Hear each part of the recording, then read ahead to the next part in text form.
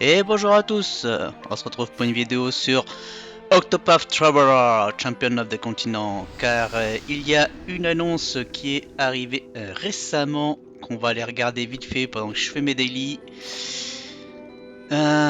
qui est dans les news, et qui parle de ajustement de nouveaux voyageurs comparé à la version japonaise. Voilà, salut de l'équipe Octopath Traveler. Alors, dans le but de rendre le contenu d'Octopath Traveler Champion of the Continent plus agréable et accessible avec un plus large choix de variété de personnages, nous avons prévu d'ajuster les statistiques et ou les compétences de certains personnages qui seront publiés dans les futurs Guiding Lights, donc c'est les bannières d'invocation Guidance au niveau du gacha. D'une manière générale, ces ajustements seront des améliorations comparées à la version japonaise du jeu. Donc leur but, ça va pas être de toucher aux personnages qui sont déjà très forts, mais de rendre les personnages qui étaient complètement délaissés parce que pas très utilisables dans la version japonaise, les buffer, les améliorer, et du coup, ils vont devenir un peu plus significatifs sur la version globale. Donc ça, c'est pas mal du tout. Par exemple, nous avons prévu de publier Lionel dans la prochaine mise à jour avec plusieurs compétences différentes. Et en commençant par Lionel, nous partagerons également les détails de ces personnages ajustés en même temps que les mises à jour dans lesquelles ils seront publiés. Donc nous espérons que vous êtes impatients d'en entendre plus. Amusez-vous bien dans vos voyages sur Octopath Traveler COTC. Eh bien, moi, je suis plutôt content. Donc, ils vont pas faire ça de manière anodine, hein. S'ils ont fait ce choix, je pense que c'est parce qu'ils ont vu que beaucoup de gens n'ont pas invoqué sur la bannière Bravery Default. Et donc, ils vont améliorer, booster les personnages pour les rendre plus attirants et inciter les joueurs à faire des invocations. Du coup, moi, dernier jour de la bannière Agnès, j'avais prévu de faire double Spark Agnès, 4, 5 étoiles garanties, 2 Spark pour 4800 rubies. Mais si on va avoir des personnages boostés aux hormones, un peu comme ce qui se passe sur Romancing Saga Universe, hein, pour ceux qui suivent ma chaîne et qui jouent aussi au jeu, ils savent comment ça se passe dans Romancing Saga. Je pense que ça vaut le coup d'attendre, puisque si on a des unités non limitées buffées, on va pouvoir en profiter nous en tant que joueurs aussi, surtout en tant que joueurs free-to-play comme moi, puisqu'on va avoir des persos sur la bannière normale qui vont être beaucoup plus utilisables. Donc du coup, tout le monde est gagnant. Square Enix, ils sont contents parce qu'ils vont faire plus d'argent, ils vont avoir des personnages et des bannières qui vont avoir plus de valeur, et donc ça va inciter les joueurs à faire des invocations. Et nous, en tant que joueurs, on va avoir une plus grande diversité de personnages jouables et compétents, on va dire. Parce qu'il y a beaucoup de jeux perso qui sont jouables, mais si c'est pour faire un combat pendant 30 minutes alors qu'on peut le faire en 5 minutes, pourquoi utiliser les persos voilà, qui sont pas très fiables quoi. Si ça se passe comme sur Romancing Saga Universe, qui est aussi un jeu Square Enix, mais c'est des équipes complètement différentes. Mais je pense que ils peuvent en prendre de la graine, puisque Romancing Saga Universe c'est aussi un jeu non compétitif, single player aussi, joueur solo, il n'y a pas de coop, etc. Donc je pense qu'ils peuvent faire un petit peu les mêmes choses. Et il n'y a pas, dans ce type de jeu là, il y a moins de problèmes de balance, de perso fort, de perso pas fort, etc. quoi. Un petit peu ce qui s'est passé avec Rufus sur la version Romancing Saga Universe où il avait un skill complètement craqué et là maintenant ça devient à peu près au niveau de la puissance actuelle. Mais c'est vrai qu'il était sorti un an avant son temps, Rufus. Mais c'est pas gênant puisqu'il n'y a pas de PVP, c'est pas compétitif. Et donc personnellement, moi j'ai des persos que j'aime beaucoup, notamment beaucoup de persos de la franchise Reuniverse directement et pas des franchises saga jeux console et qui sont maintenant beaucoup plus utilisables que dans la version japonaise, donc notamment la Robin Family, donc avec Polka qui a un style Blade Phoenix, donc maintenant qui soigne, un petit peu aussi comme la version Steel Light Blade qui soigne aussi, ce qui n'existe pas sur la version japonaise. On a Lise qui a été boostée et qui est super forte maintenant, Lise, avec son counter AOE. On a Robin Gall, donc Joe, qui est maintenant une des meilleures nuqueuses du jeu avec son skill Sparkling Ice. On a aussi Madeleine avec Luna Fulgur, donc un skill très puissant, 2 coups, S dégâts, mais qui a un recoil, donc on se prend 80% de dégâts, 2 HP dans la face, donc beaucoup de dégâts, mais en termes de survie très dangereux à utiliser, et donc ça c'est super fun de jouer autour de ça. Bon, on va pas faire tout le monde, il y avait Simaria avec son passif qui a été modifié pour soigner toute l'équipe quand elle prend des coups. Il y a Sarah qui a été changée avec son plus 1 BP, donc elle régène les BP plus vite pour balancer des skills plus rapidement, etc. Donc voilà, que du bon en soi. Voilà, tout ça pour dire, ces personnages-là, sur Romancing Saga Universe, si on jouait la version japonaise, je ne les utiliserais probablement pas, puisqu'ils sont beaucoup moins forts que sur la version globale. Alors je ne veux pas dire que sur la version globale ils sont très forts, ils sont OP, ils sont méta, mais en tout cas ils sont complètement utilisables sans souci, et ils n'ont rien à envier aux meilleurs styles avec lesquels on pourrait les comparer.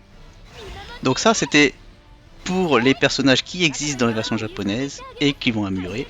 Mais sur Romancing Saga Universe, on a aussi des personnages qu'on appelle Global Exclusive. Alors je crois que ça a changé de nom entre temps, bref. Mais moi je les connais sous le nom Global Exclusive, donc Glex, en général, on prononce comme ça. Et dans les Glex, alors là il y a des personnages qui sont top et qui n'existent pas dans la version japonaise et qui peuvent changer complètement la méta. Voilà, je me souviens de la première Glex Katarina, donc Katarina qui a 2 Glex, le premier qui est dans sa tenue de soirée et le deuxième qui est arrivé beaucoup plus tard en maillot de bain.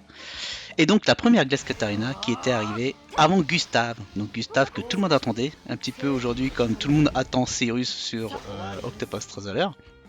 Et Gustave qui était une des unités dégâts tranchants à l'épée à deux mains, qu'on attendait tous avec son double crash, voilà, un skill qui tapait très fort. Et donc Katarina était arrivée en global exclusif avant lui avec ce même skill. Et donc pour nous les joueurs c'était encore mieux parce que au lieu d'avoir une seule unité forte, bah au final on en avait deux. Mais même sans parler de power creep, de puissance de personnage, de puissance globale de l'équipe par rapport à la version Jap, etc. Ça permet de jouer des persos qu'on aime bien. Et moi, dans la liste des persos Glex, il y a pas mal de persos que j'utilise et qui n'existent pas sur la version japonaise et que j'adore utiliser, que j'aime beaucoup. Alors notamment Vampire Lady, qui a un style un petit peu un style zombie là, qui ressuscite, tout le temps une fois qu'elle s'est fait tuer. Et elle peut aussi également maintenant dispel les buffs avec Razinola Plus, qui est plutôt rare hein, sur Romancing Saga au niveau des personnages qui peuvent le faire. Donc on a aussi Barbara qui est en version Glex aussi, ou la Dark Rush Plus qui peut le faire.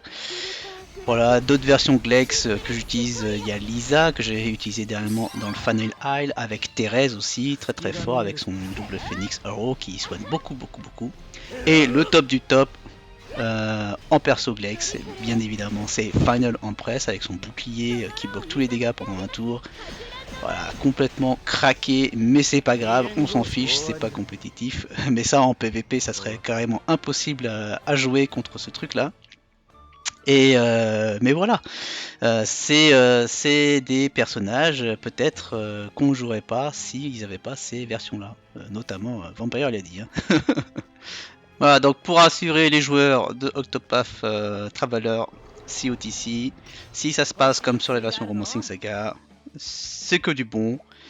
Bon, il y a quand même eu des améliorations qui n'étaient pas vraiment des améliorations. Là, je me souviens de Aldora qui était personnage hybride, un peu comme EDA, là, hybride force et intelligence, et qu'ils ont passé complètement en intelligence, donc en pur mage.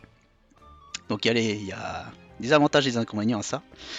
Mais voilà, je suis déçu par contre qu'ils aient pas fait ces améliorations là avant que EDA sorte, parce que voilà, peut-être que EDA elle aurait pu être beaucoup plus performante avec des buffs. Elle en avait besoin.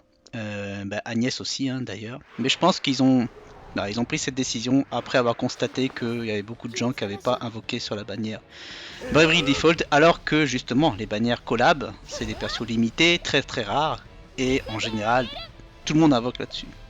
Et là, comme les persos étaient power creep très rapidement, ils n'avaient pas de longévité, donc ils n'ont pas fait d'argent. Et donc pour eux c'est un gros manque à gagner. Ils sont passés à côté de ça et donc ils veulent pas refaire l'erreur. Du coup peut-être que pour la prochaine collab, ils vont améliorer B2. Et peut-être que B2 elle va être plus forte que E2. Bon faut voir parce que E2 elle est quand même encore dans le top même dans la version japonaise. Quoique maintenant les combats ils sont très longs dans la version japonaise et que son berserk elle peut utiliser qu'une fois par combat.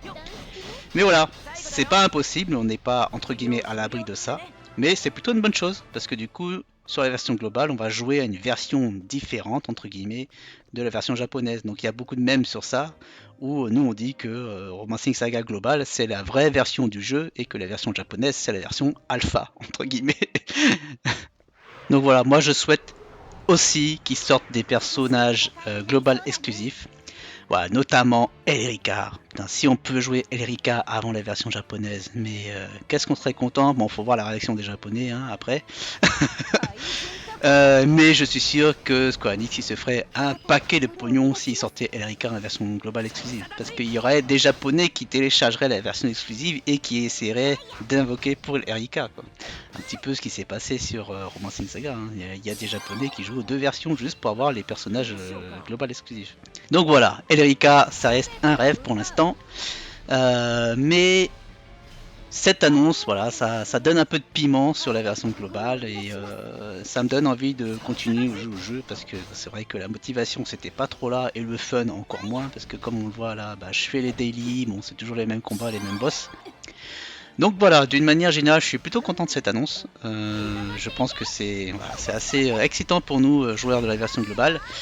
Et je voulais aussi, cette vidéo, voilà, c'était pour partager un peu l'expérience de ces petits buffs, améliorations qu'on a en version globale par rapport à un autre jeu Square Enix qui est Romancing Saga Universe où ça se passe très bien. Et donc j'espère que ça va rassurer les joueurs de Octopath Traveler. Et sur ce, je vais vous laisser. Et du coup je ne vais pas invoquer sur la bannière Agnès parce que je comptais faire un double spark. Mais voilà, on va garder les rubies, on va patienter. Tant pis. Mais merci l'annonce pour ça du coup. Allez, je vous dis à bientôt dans une prochaine vidéo. Ciao ciao.